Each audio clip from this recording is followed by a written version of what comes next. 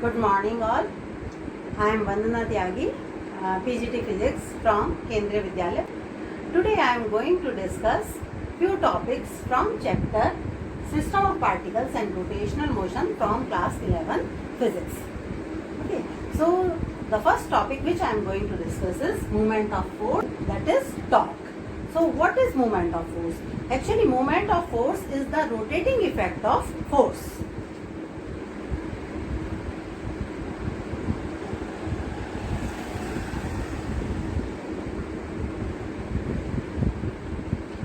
What does it mean? Suppose we take a rigid body, and in rigid body all the particles, they are bound with each other with forces, strong forces. So suppose there is a point on the rigid body, and from this point O, this point is fixed, it cannot move, and on this rigid body there is a point, another point P, and position vector of point P is vector R. Now, if we apply a force on this point along this direction, if we apply a force here at point P in this direction, and because all these points are bound together, so when force is applied and point O does not move, it is fixed. So what happens? This body starts rotating in this direction. So it means it will rotate like this anti-clockwise according to this force. So this rotating effect of force, this is known as torque. And how can we express torque mathematically? Torque is expressed as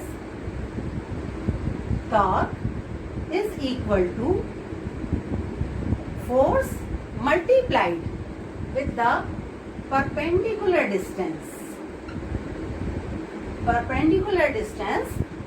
of force from line of action of force from fixed point O, or the axis of rotation. So perpendicular distance from axis of rotation. So if we look at this figure, line of action of the force is this one, and the perpendicular distance of line of action of the force from fixed point or axis of rotation means if we draw a perpendicular here and let perpendicular meets on this line of action at point N, then ON distance is the perpendicular distance. So from here torque can be written as force F into ON distance. Now look at this triangle. Now the direction of position vector, its direction is this one, and force is along this direction. So angle between vector R and vector F in these two directions, let this angle is theta, then this angle is also vertically opposite angle, so it is also theta. So from here we can write that this ON is equal to OP sin theta, means, and magnitude of OP is R. So from here ON can be written as R sin theta. So tau is equal to F into R sin theta, or tau is equal to RF sin theta. So this is the magnitude of torque applied on this point P. Okay, so it depends on force as well as it also depends on the distance from the axis of rotation where the force is applied, and also the angle between position vector R and force vector. Okay, if we express it in vector form,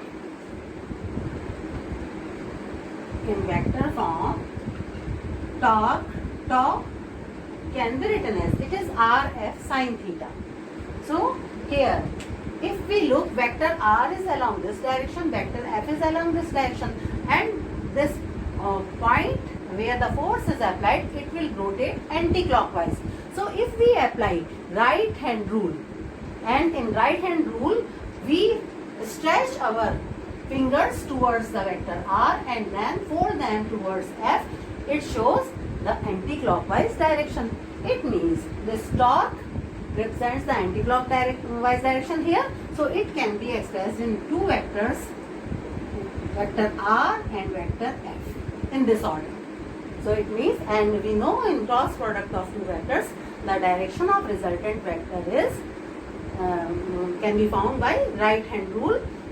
Stretch fingers towards the first vector and then fold them towards the second vector. It gives the direction of resultant cross product. Okay, so this is vector form of torque, and now we will discuss different examples of torque. From here it is very clear that torque not only depends on the force applied, it also depends at the distance r of the point where it is applied.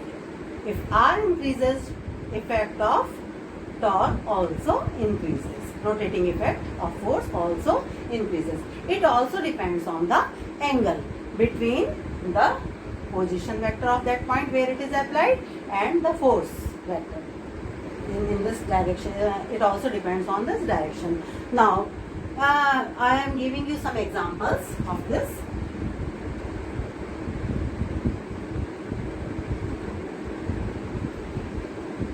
Students, all of you know, when we open or close any door, then have you ever observed this is the axis of rotation of door and this one is our door. So you know the handles of door are near the outer edge of the door, which is away from hinges. Hinges are the axis of rotation of door.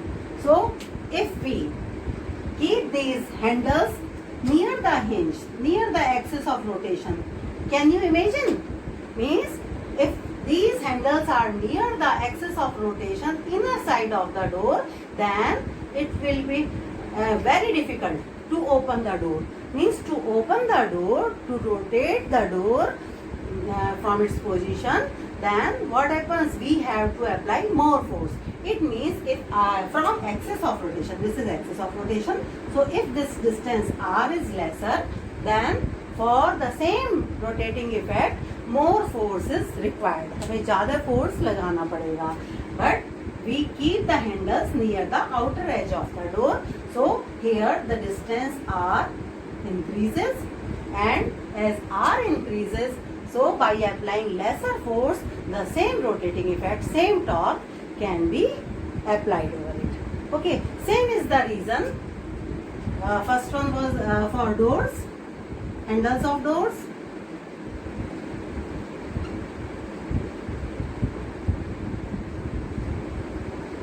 Second example. Second example is about the wrench. Wrench. You know, we open the nuts and bolts by using wrench. And if we take a wrench of shorter length, this is our wrench, and if this arm of wrench is smaller,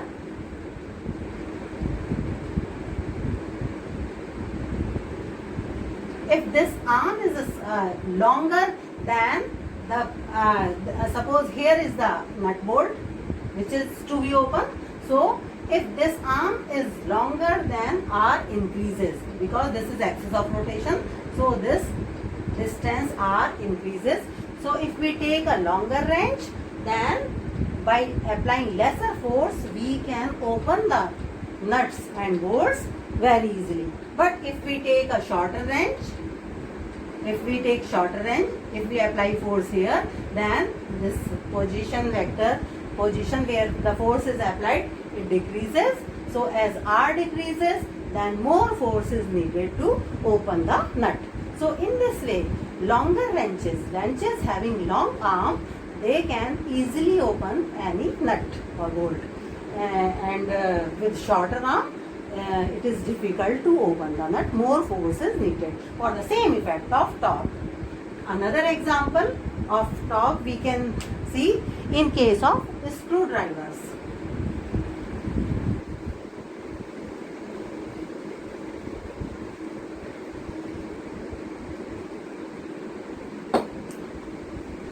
example is case of screwdriver.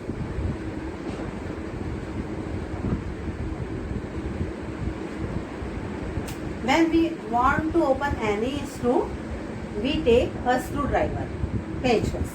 Okay, so the screwdrivers which are having a smaller diameter handle. So from those screwdrivers, it is difficult to open the screw. But if the upper handle, plastic handle by which we rotate the screw, so if that handle is wider, so from axis of rotation, our fingers are at larger distance. So by applying lesser force, we can very easily open the screw. So these are different examples where we look that effect of torque.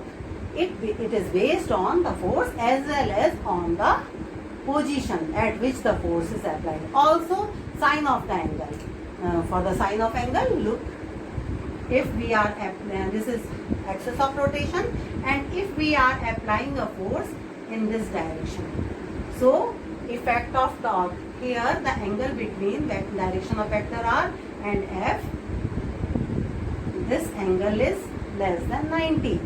Okay, so here will be lesser torque, and if we apply a perpendicular force over it, then angle becomes 90 there, 90 degree. So for 90 degree, sin 90 is maximum. So maximum torque can be applied at position vector if a force is at 90 degree. Similar is the case of door.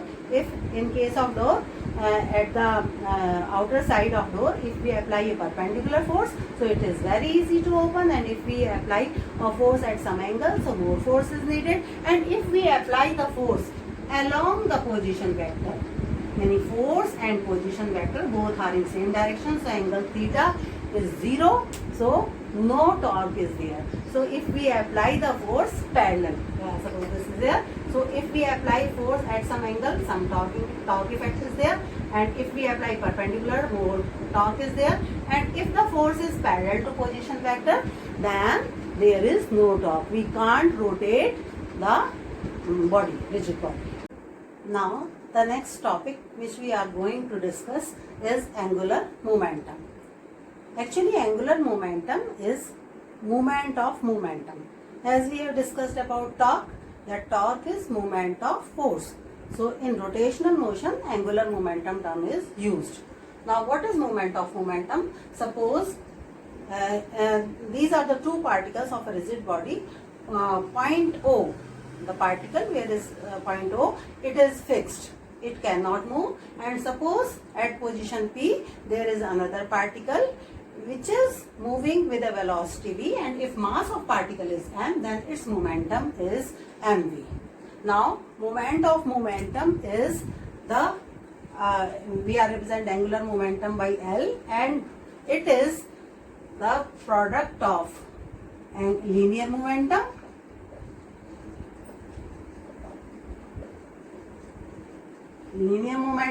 with perpendicular distance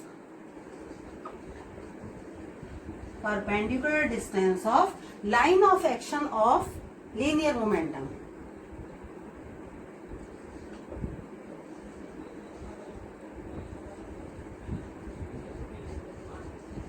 From axis of rotation about which particle is rotating. So perpendicular distance of linear momentum from axis of rotation.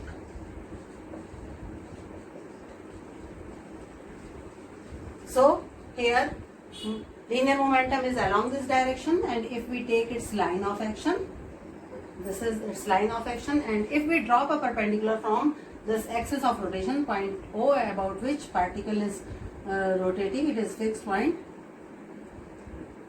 So base of perpendicular is n, then ON is the perpendicular distance of line of action of momentum, linear momentum.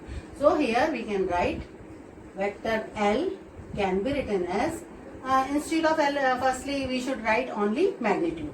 So L is equal to, linear momentum is P multiplied with perpendicular distance ON.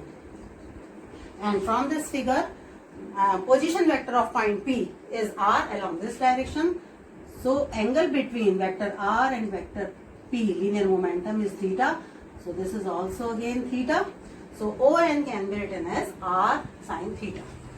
So L equals to P into r sine theta, or if we write it in vector form, so position vector r is along this direction and tendency of particle when point O is fixed, so it is to rotate along anti-clockwise direction. So if we turn our right hand fingers from vector r to p, it shows anti-clockwise. So vector L can be written as product of r with p, because it is r p sine theta. So this is magnitude of this cross product of two vectors and direction is anti-clockwise. So this is about angular momentum. Now we will discuss the relation between tau and angular momentum. What is the relation between tau and L? As we know,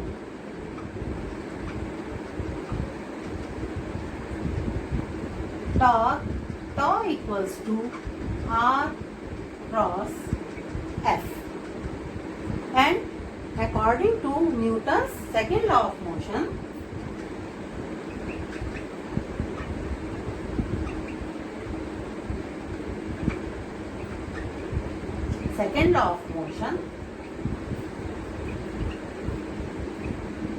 force F is rate of change of linear momentum.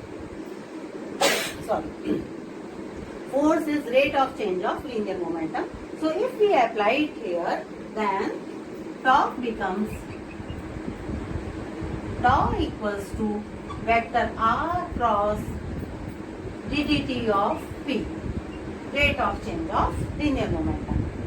Now we can take this differentiation part ddt outside this. So we can write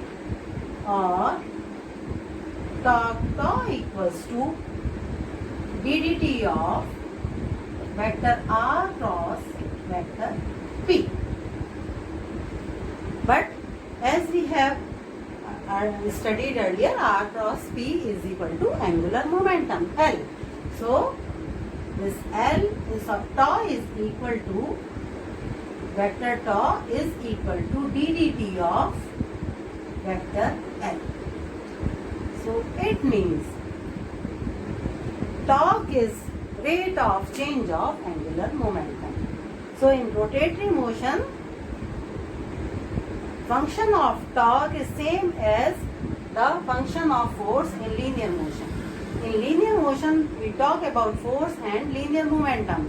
So relation between force and linear momentum in case of translational motion is F is rate of change of linear momentum. So similarly, in rotational motion, torque is rate of change of angular momentum. So this is the relation between torque and angular momentum.